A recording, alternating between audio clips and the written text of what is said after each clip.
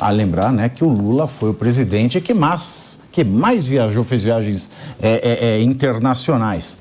Tinha o Caceta e Planeta, né? O falecido programa de humor, que eles falavam do viajando Henrique Cardoso. Quando chegou o Lula, né? E dá-lhe viagem. Então, ele vai focar agora nos assuntos internacionais. Até o fim do dia de hoje, segunda-feira, dia 2 de janeiro, ele deve se reunir com um total de 15 chefes de Estado que estiveram na sua posse. Na agenda de esquerda estão encontros com Alberto Fernandes, da Argentina, Gustavo Petro, da Colômbia, Gabriel Boric, do Chile, Luiz Arce, da Bolívia e Xiomara Castro, de Honduras. Também estão previstas reuniões com autoridades de Cuba, Venezuela e China, além do rei Felipe VI da Espanha. Claramente, o Brasil vai muito bem, já que a preocupação imediata de Lula é com os amigos lá de fora. Mais uma vez sendo incauto, né? Mais uma vez sendo incauto. Eu acho que, olha, é incrível isso. Até ele se reunir com os presidentes que vieram prestigiá-lo, seria até um aceno dele de gentileza. Vamos tomar um café, não vamos falar em nada de governo por enquanto, afinal de contas estou assumindo hoje, deixa eu me familiarizar, né? Mas ele deixa uma notícia dessa já ventilando. Aí não fala café, ele fala, vamos tomar alguma coisa. Eu tomar um negocinho. Então já fica ventilado que possivelmente desses encontros sairão alguns acordos. É muito ruim isso pro primeiro dia de governo. Então vocês vejam como é incauto, como não preza o bem público, não dá o devido valor às coisas do Brasil, ao dinheiro público, já fica no ar o que vai acontecer, o que virá dessa reunião, será que vai ser pedido dinheiro, não vai? Então, como comandante, como governante, é muito insensatez fazer isso, já deixa um mal-estar no primeiro dia. Então, às vezes eu fico vendo essa notícia e eu falo, poxa, qual é o intuito disso? É mostrar um desprezo total pelo Brasil? É mostrar um desprezo total pela cautela econômica? Ou é simplesmente insensatez de uma pessoa que talvez já esteja, com o passar do tempo e dos problemas, um pouco sem muita base psicológica para fazer as coisas? Desde o Ricardo, ou ele é né, o pavão, não é, que vai chegar assim, agora o paga-lanche está de volta. Deise, por favor. Obrigada. A esquerda, e principalmente Lula, eles nunca se acomodaram bem com manifestações simples de poder, né? Sempre foi tudo muito suntuoso, muito luxuoso. E de uns tempos para cá era o partido que tinha que pagar, né? Agora a gente pode pagar todas essas viagens, né? Segundo dia já está assim. Meu Deus. Eu não tenho nenhuma dúvida, até falei isso no podcast Sem Filtro.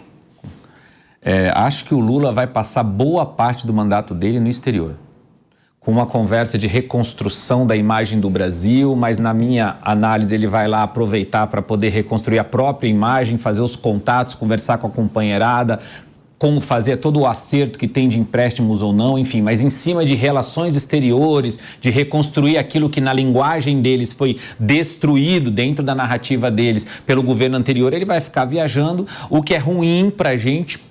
Ele vai dar uma de chefe de Estado e vai deixar o governo aqui na mão de alguns. Acho que o Alckmin vai fazer parte desse papel, acho que a Gleisi vai fazer parte desse papel, o Haddad, a briga interna vai ser imensa para poder trabalhar essa liderança interna aqui, como se um primeiro-ministro nós precisássemos. São vários deles que vão querer ocupar e colocar esse chapéu. Acho que o Haddad talvez o mais forte, mas não esqueçam que a Gleisi dá palpite em tudo, ela não vai deixar nada de fora, mas acho que o Lula vai viajar bastante. Com o discurso de reconstrução da imagem do Brasil, ele vai ficar boa parte do tempo fora. Essa fala do Ricardo me acendeu uma luz de alerta agora. Interessante você falar isso. Nunca havia pensado nessa postura. Se realmente acontecer do Lula passar boa parte do governo dele fora do Brasil, quem será o seu substituto? Haddad? Alckmin? Porque se ele sair, quem assume é o Alckmin. Geral. Pelo bem e pelo mal, seria a obra do Alckmin. Quem será o substituto? Olha só que nunca havia pensado nessa possibilidade de ele estar trabalhando para o Alckmin, mas até pela notoriedade que ele vem dando ao Alckmin, dá de se pensar nisso. Ele o levou do lado do carro do Rolls Royce.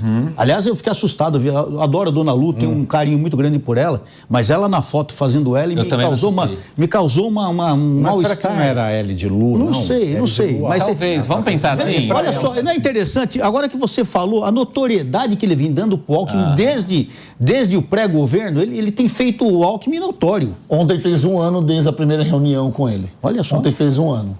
Estranho, né? Exatamente. É caso a gente pensar, não é? Ele está comandando até o Alckmin para beijar a Dona Lu, você viu no palco ontem. Alckmin, você não quer beijar não, Geraldo, a Dona Lu? E o Alckmin todo aí foi lá e... Até isso. Deixa eu trazer o assunto para o lance da viagem, não para o lance da governabilidade. Quando eu não sei se vocês têm aqueles amigos quando vocês conversam, mas se você ganhasse na Mega Sena, o que você faria? A primeira resposta é, viajaria o mundo. Vamos esquecer que o Lula era um metalúrgico. Ele não tem curso superior, ele não fala um segundo idioma, ele veio de uma classe simples. O maior sonho do Lula, talvez, fosse viajar. E hoje ele está num poder que nem pagando as contas para viajar, ele não paga hotel, não paga alimentação, ele não paga nada. Porque quem paga isso? Nós. A gente, o contribuinte, o pagador de imposto. Então ele viaja para onde ele quiser, para realizar o sonho, não para governar. E não fica nas embaixadas, né? E não fica nas embaixadas. Aí fala assim, o pobre, quando ganha dinheiro, a primeira coisa que ele pensa é viajar. Óbvio que pensa em viajar. A gente tá querendo tirar esse direito do Lula. A gente nem pode tirar, porque a cabeça dele não vai virar nunca, não vai mudar a chave. Você falou do Cacete Planeta, mas tinha o Zorra Total, que tinha um quadro muito famoso. Olha o Lula indo, passava o avião. Olha o Lula vindo. Quem não lembra disso? Ainda bem que do Aero Lula. Ainda bem que acabou. Voltou o Aero Mas vai Lula. voltar, e a gente não vai poder tirar isso dele, sabe por quê? Porque ele tá nesse direito. E a gente acha que vai ficar no controle manual, no piloto automático aqui. Não vai, porque agora o encaixe que você falou, de fato, ele já colocou o Alckmin na jogada simplesmente para governar, enquanto ele vai tirar as férias aí às nossas custas. E vai emprestar dinheiro, porque a Xiomara teve uma pauta aqui programas atrás, que ela ia vir para cá para pedir os 6 bilhões de reais emprestado para a represa, né? Eu não sei se essa posse é um evento político ou se é um remake do Topa Tudo por Dinheiro, na falta do Silvio Santos, porque haja quem bilhões, quer dinheiro, né? Exatamente. Haja quem quer dinheiro, né? E não roda o peão, o peão somos nós. Mas eu não acho que é para fazer férias, não. Porque, primeiro, tem muito jatinho particular envolvido. Tem, claro que tem. Um restaurante 5 classe, 2 Michelin no meio dessa tribe que ele vai. Tem muita coisa envolvida. A última coisa vamos pensar em fazer uma aliança aqui. Não, é conversa diplomática. Senta aí, você quer quanto? 6 bilhões? Beleza.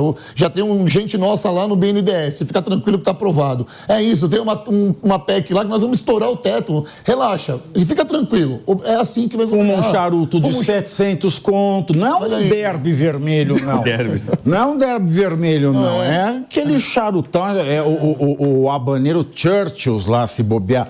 E vai aquele lá, não é derby vermelho. Não. Toma single malt, que não é menos de R$1.000 a garrafa, um single malt daquele. Exatamente. Fica essa história de cachaçinha, do pobre que vai para o aeroporto. Claro que não, vamos só para resumir. E aí, será? Não, então resuma. Deise, por favor. Tem alguma consideração? Você acha que ele vai, de fato, pagar lanche para a galera geral, precisando de dinheiro aqui? Porque lá atrás, nós tínhamos um mundo a favor dos produtos brasileiros. Nós tínhamos uma situação fiscal muito melhor, até por conta da lei de responsabilidade fiscal.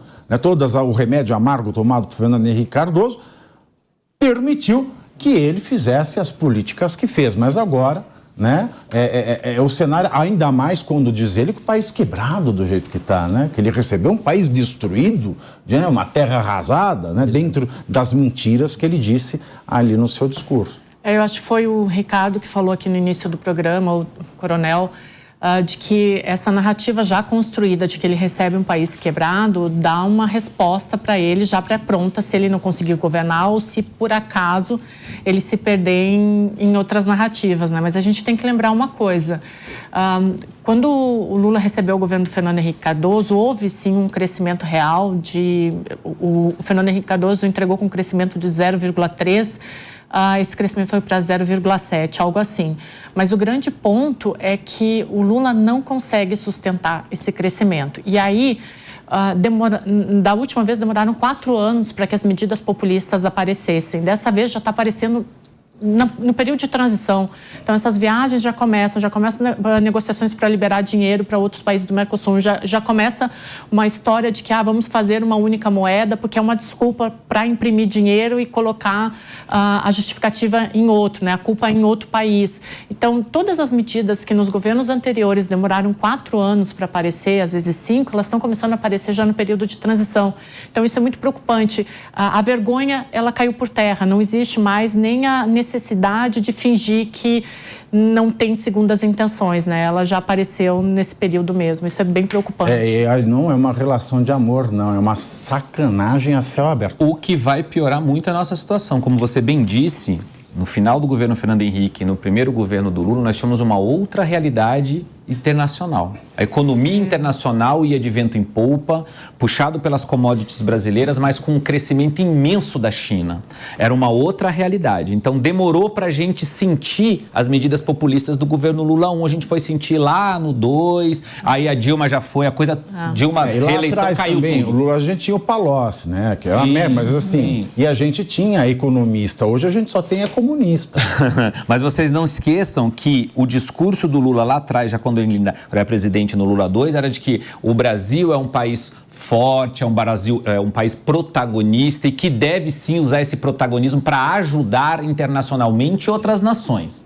Então ele já falava isso lá atrás, agora vai começar falando. Eu acho que colocar o Mercadante no BNDES, que para mim vai ser o grande financiador essa grande aspas, com muita aspas aqui, aventura que eles querem fazer no exterior, em especial para ele poder se colocar como um estadista, como alguém que ressurgiu, uma fênix que ressurgiu das cinzas nos braços do povo, que eu acho que essa narrativa que ele vem vendendo, ele vai querer vender isso lá fora. BNDES, o Banco Nacional do Desenvolvimento do Socialismo.